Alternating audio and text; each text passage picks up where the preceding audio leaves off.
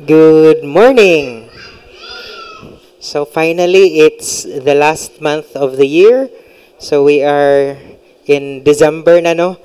So people were busy partying left and right. So there's celebration left and right as well. So today, we're gonna study the continuation, the last parable in Matthew chapter 13, and we will study from 47 and to verse 58.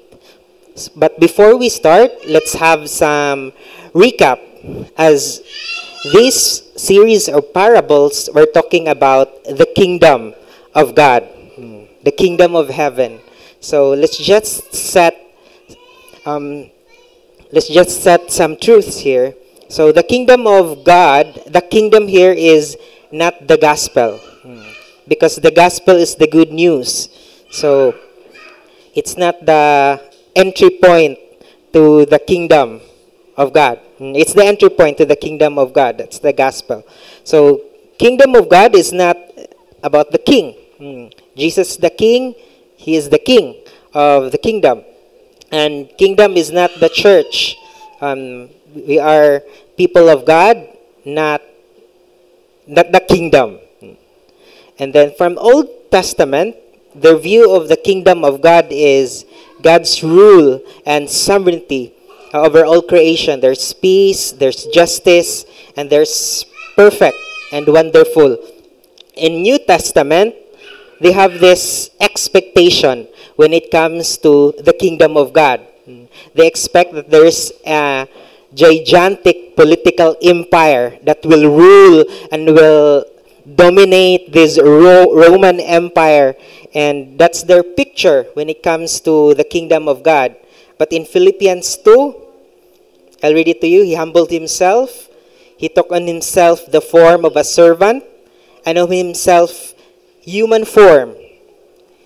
And then in New Testament, the kingdom of God is what we gain in loving Christ. So that's we set our understanding what is the kingdom all about. And we have some recap based on the study on the parables. We study the parable of a sower of the seeds. The kingdom is likened into a man who sowed seeds, and there were different scenarios. The seeds fell on path, birds came and devoured them. Of course, it's a path. It's not a good toiled soil. And the next is their seeds fell on rocky ground. There's not much soil. There's no depth. Time can tell, they weathered. And their seeds fell among the thorns. They grow up, of course, but they've been choked because of these thorns. And then there's the seeds that fell on good soils. Of course, they produce good grain, and then they multiply 100-fold, 60, 30. And the next parable, the kingdom of God is likened to a mustard seed. During their time, it's the smallest seed. But lo and behold, as it grow, the plant will be as tall as 5 feet tall or high. And the next is the kingdom of God is likened into a leaven or a yeast. This we can relate further, no? When we put yeast sa flour and then we wait for a certain time, it will increase in its form. Next is the hidden treasure, and also the merchant seeking beautiful pearls. They found this treasure, and then they acquired the land, or they acquired the area and enjoy because they found a treasure in that specific place. And then last is the kingdom of God is likened into a dragnet that cast into the sea. So today we're going to study the parable of the net, and then how Jesus was rejected at Nazareth. So that's a long recap now before we study in Matthew 13:47 to 58. But before we start, who among you here watched the Kingsman, the Secret Service? There's that specific scene that I like. Eggsy and Harry, and they're facing the mirror, and then Harry asked Eggsy, "What do you see?" And he said, "A young messed up boy." But Harry said, I saw a boy with full of potential." So that's my favorite scene. So just like Kingsman Secret Service, Eggsy was recruited to be a so-called modern knight. And then by Harry, and Harry showed to him the richness of his property. They went to this hangar. There were planes, cars, weapons. And then this street boy now converted into a knight, modern knight. His identity changed. He was trained accordingly, he dressed appropriately, and he acted professionally. So today, in relation to this movie, we're going to study Matthew 13:47 to 58. So we will continue on the study on parables, and we will look into three things: God's kingdom, His reign, His judgment, and God's given privilege to be part of His expanding kingdom, and then God's gift of hope towards His people. So let's start. So Matthew chapter 13. So verse 47. "Again, the kingdom of heaven is like a net that was thrown into the sea and gathered fish of every kind. When it was full, men drew it ashore and sat down and sorted the good into containers, but threw away the bad one." So here is a story. There's commercial fishing. And during their time, there's this net. One end of the net is pegged on the shore, and the net is dragged along the sea using a fishing boat.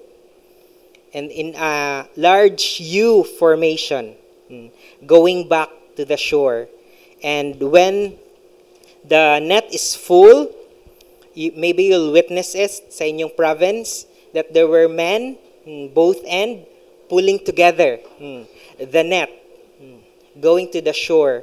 And then there's also this group of people who will sort the fish, if this fish is good for consumption or still young or not. So they will sort the fish and throw the not so good fish.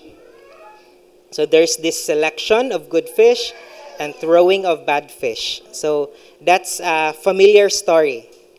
That's very simple, very relatable, and easy to picture inside our minds. Not until in verse 49. So it will be at the end of the age.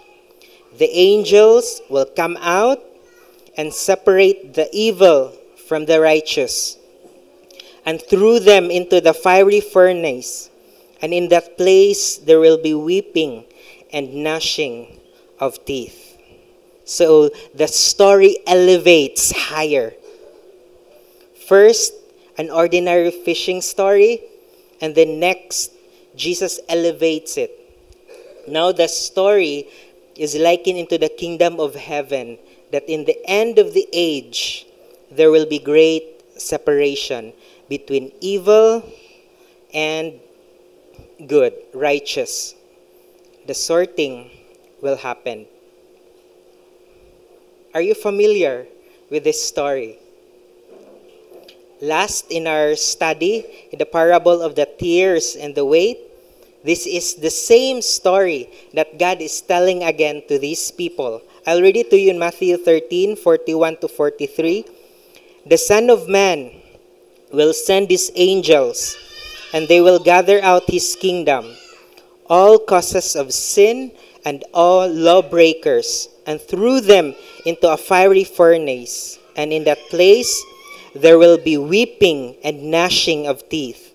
Then the righteous will shine like the sun in the kingdom of their Father. He who has ears, let them hear." So this is the second time that Jesus mentioned that in the end, there will be judgment. There will be sorting between the evil and the righteous. And the righteous will be sayang right, and the evil will be thrown into the fiery furnace.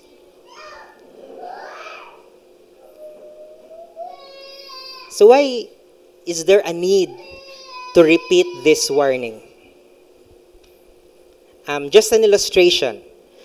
You saw that specific place, that specific spot is slippery. You've experienced injury, that same spot, and then you saw someone carelessly walking, and then you warned that someone, hey bro, danlog ra ba na diha paghinay? But that someone ignore the warning. Okay. But still, because you've experienced the injury, you know what it feels like. Maybe it's expensive to go back and forth to the hospital, the medicine, the therapy. So you rush towards that person. Bro, ayo lagi kay danlog dyan na dinha. So this is the same scenario that God warns these people the second time around, that in the end times, there will be great separation between evil and the righteous.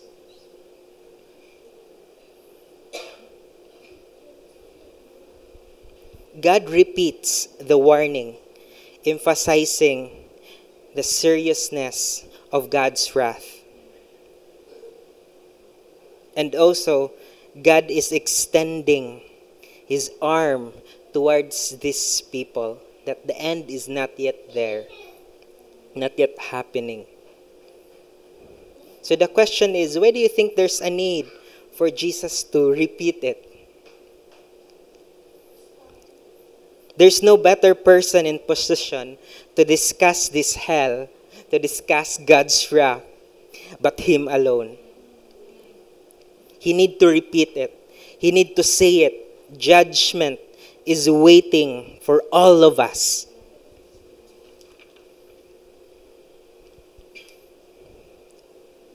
Let's pause in this verse for a moment. Let's look into the evil and the righteous. So who are these? Who are these evil people? Maybe you'll say, oh no, not me. Dili man ko'y nga nakadautan, uy. Allow me to read Romans 3:9. What then? Are we Jews any better off? No, not at all. For we have already charged that all, both Jews and Gentiles, are under sin. As it is written, no one is righteous, not one. No one understands, no one seeks for God.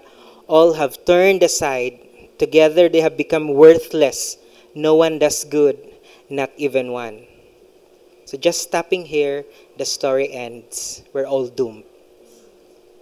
There will be no great separation that will happen. It's just an instant throwing of all these people to one direction, leading to one direction as well. That's death. Eternal death, that damnation, that's judgment. But why did God talk about evil and righteous? Who is right in front of God's eyes? So let's talk about who are these righteous people. Allow me to read Romans 3:21 to 26. But now, the righteousness of God has been manifested apart from the law. Although the law and the prophets bear witness to it, the righteousness of God through faith in Jesus Christ for all who believe. For there is no distinction, for all have sinned and fall short to the glory of God, and are justified by His grace as a gift. Though the redemption of that is in Christ Jesus, who God put forward as propitiation by His blood. So this is the season. We thank God that God sent the baby to die on the cross, to save us, to redeem us as a perfect sacrifice. That's the propitiation by His grace as gift to the redeemed by His blood, to be received by what? By faith. This was to show God's righteousness, because in His divine forbearance He has passed over former sins. It was to show His righteousness at the present time, so that He might be just and justifier of the one who has faith in Jesus. We thank God for this two simple word. No, there's hope. The separation of evil and righteous. And the truth is, we're all evil, we're damned, but God still gave us hope. We saw the eternal danger. God will reign as judge in the end. The evil will be thrown into the fiery furnace eternally. But those who have faith, put their faith in God, will be kept. All of us are doomed. But Romans 5:8, allow me to read it. But God demonstrates His own love towards us, in that while we were still sinners, Christ died for us. Jesus showed compassion, showed love, patience, and grace towards these people.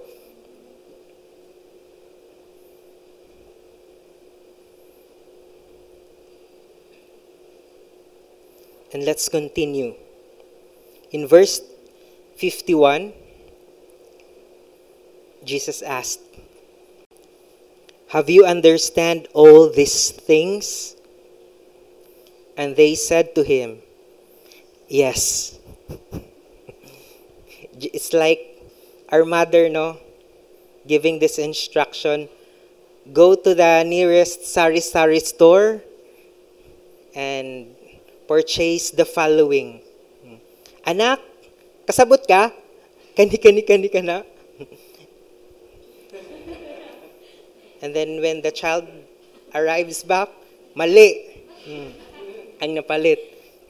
So it's the same way they were asked by Jesus.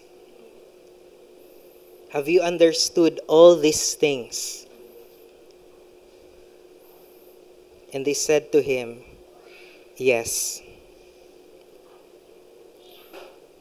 So here Jesus asked them, yet we know that He is sovereign. He knows our hearts. Yet He still asked these people. And then their hearts will be revealed in the next verse. In verse 52. And He said to them, therefore, every scribe who has been trained of the kingdom of heaven is like a master of a house who brings out of his treasure what is new and what is old. You remember my illustration a while ago about Eggsy? My question. Kingsman Secret Service. Eggsy was trained the in and outs of their operation. Eggsy should know better. And here, Christ is telling them, therefore every scribe.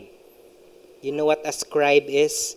Here is, scribe is translated into a disciple. But the scribe, they were trained, they study, they teach truths about Torah. That's the word of God. They were trained their whole life studying the scripture. And God is telling them, if you understand all these things, then do it.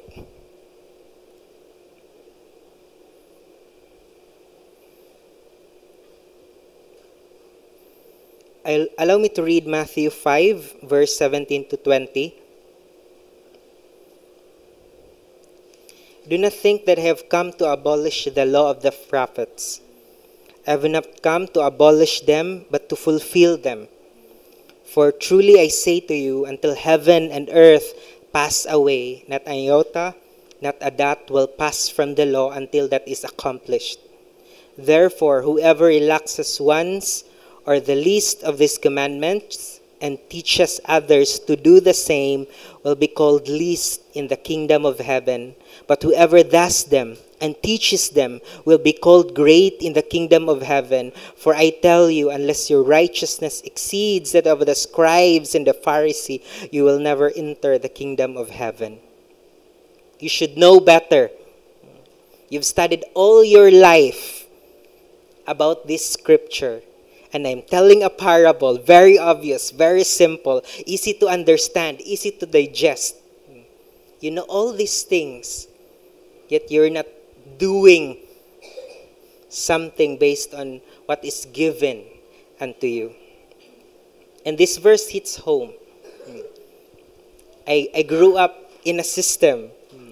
As a pastor's kid, you grow up hearing all these things, knowing all the system, the in and outs of the church, the people, how to behave appropriately, how to act in a certain way.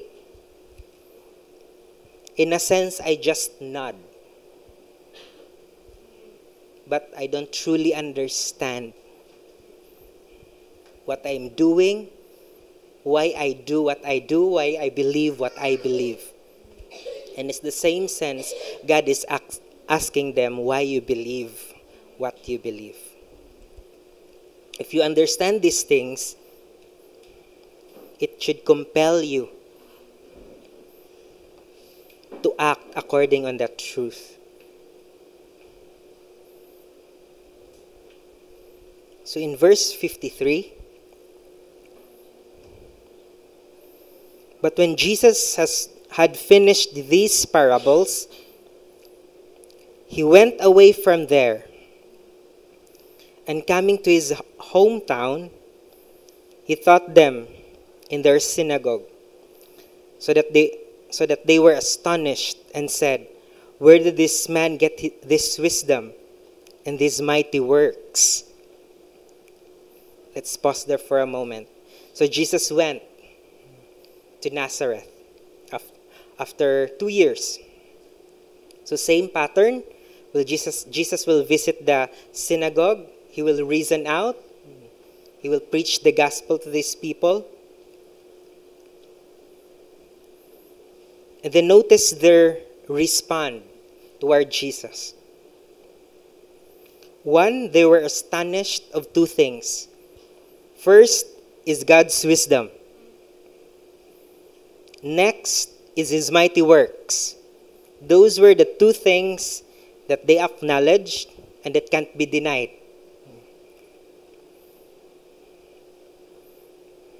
Now, if you were to question those two things, one is wisdom and one is mighty works, how will you do it? If you are inside the synagogue, if the wisdom, of course, you were asked series of questions. You will try to dissect what he is saying. Is this really? So there will be a series of questions. Or, if mighty works, how will you dissect that? Of course, there will be witnesses. And also the best person to run into is the person who's being healed or being showed miracle. Is this really a miracle?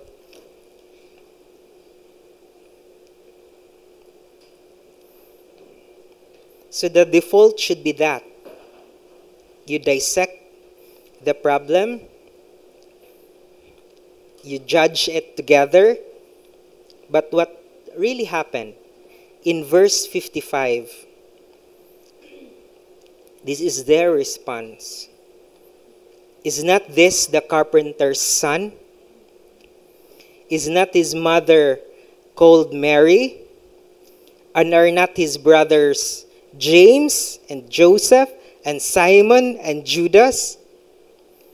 And are not all his sisters with us? Where then did this man get all these things?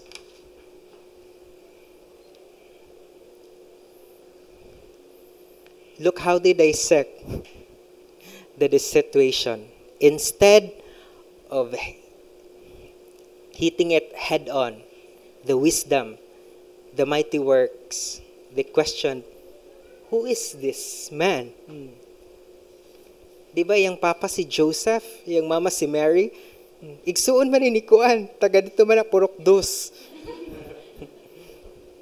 Igsuon niya, yung sister si Kuan. Their response, family background. For them, it's easy. They know him, they know their family, they're even very familiar with their family tree. That they identify the father, the mother, the brothers, and the sisters. They were too familiar with Joseph and Mary's family. Of course, this is Nazareth, a small town. And their response is very Pinoy as well. You notice their response, very Pinoy.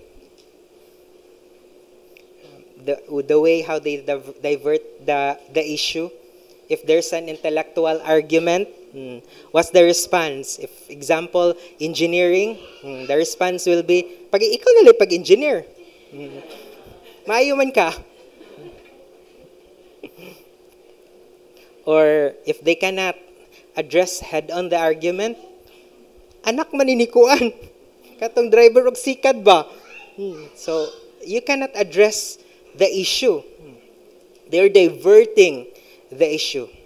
And this is also very familiar scenario. If you've attended conferences, if you have attended gathering of people with the same field that you are studying or your career, example, gathering of doctors, and you present a better study than the others, how will they respond? Mas maayo man to si Kuan. They will not address the issue that's being presented head on. There's a tension between who the better. And now in verse 57, they took offense of him. They look for ways to be offended. It's like a Facebook post without a name, para dyan sa ako iyang post. Ako dyan niyang gipasabot. They're talking about me. But there's no mention of name. There's no mention of whatever specific that will lead it to you. And here now, the people inside the synagogue, they took offense of him.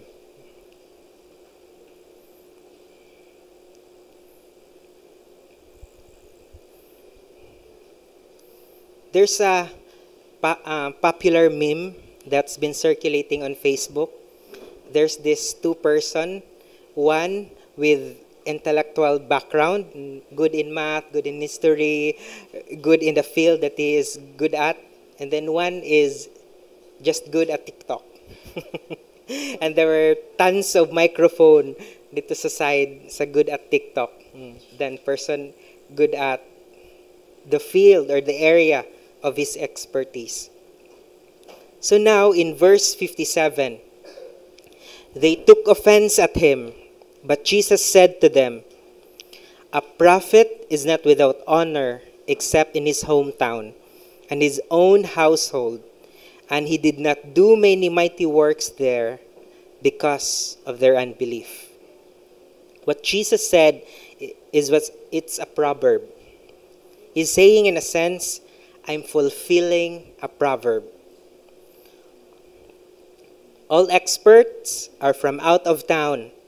Nobody can be an expert from our town. He's saying you fulfilled a prophet. You have rejected me. Allow me to read John 1:11. He came unto his own, and his own what? Received him not. He was the fulfillment of Isaiah 61. And instead of embracing their Messiah and his kingdom, they what? Desired to kill him.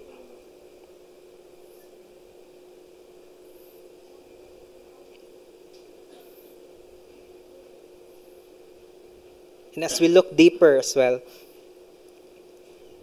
the hard to reach people, no? Giving them the gospel in our own household or people close to us. When we share the gospel to them, they will instantly run into the past nga kinsa ta before. Kuan man na siya sa una.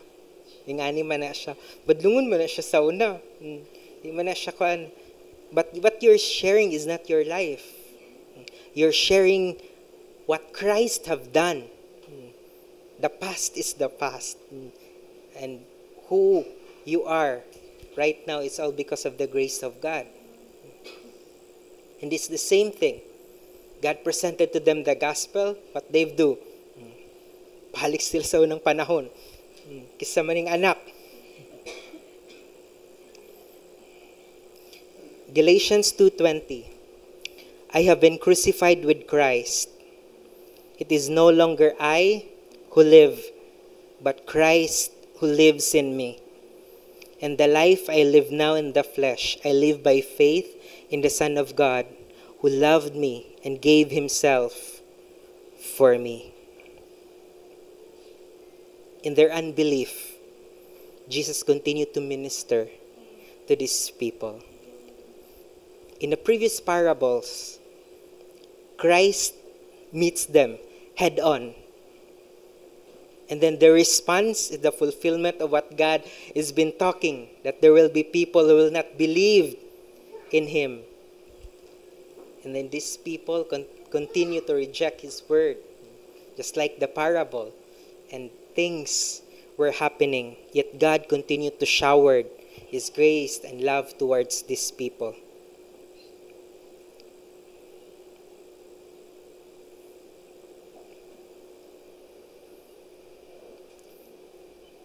So what can we learn from here? Those parables are repetitive theme. That in the end, there will be two sorting, the evil and the good. There's hell. No better person to talk about this topic than Jesus alone and God's wrath. And we're given this truth in Romans that no one is good, not even one. And when that great sorting will happen, no sorting will happen. Because all of us were doomed. We're evil in our nature. Yet God showed his love towards these people.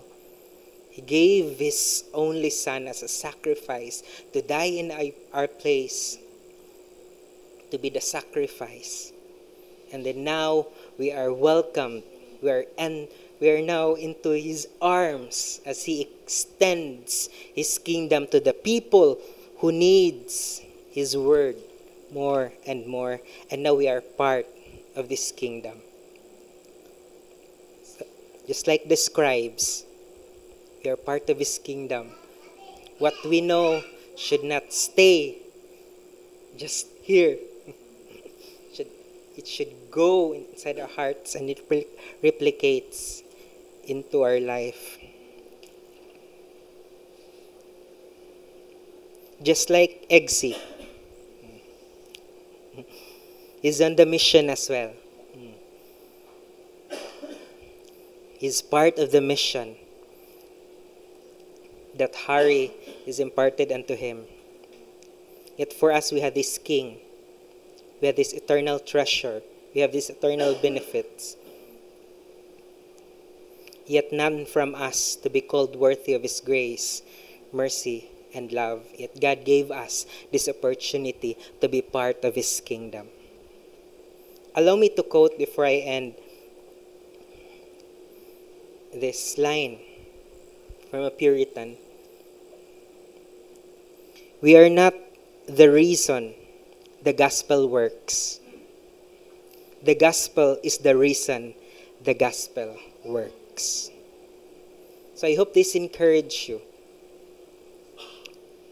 that the message of the gospel is clear. And the work is from God. The growth is from God. The multiplication is from God. And the harvest will come at the end. The great separation of the good and the evil. And being part of the kingdom, just like the scribes, I hope that it will just stay there. It will continue to go on, preach the good news, share the gospel, live the gospel, and preach the gospel to yourself over and over again, as long as we live. And let us pray.